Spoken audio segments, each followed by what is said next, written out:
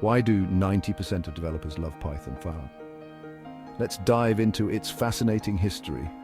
Python was created by Guido van Rossum and first released in 1991, named after Monty Python, because Guido wanted to make coding fun and less intimidating. Over the years, Python has evolved through various versions. In 2000, Python 2.0 introduced list comprehensions and garbage collection, making it more powerful and versatile.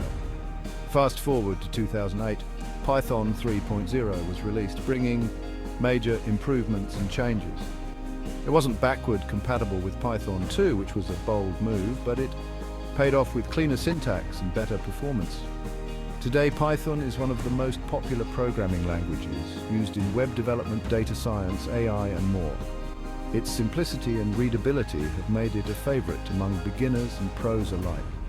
So next time you write a line of Python code, remember you're part of a rich history that started over 30 years ago. Keep coding and have fun.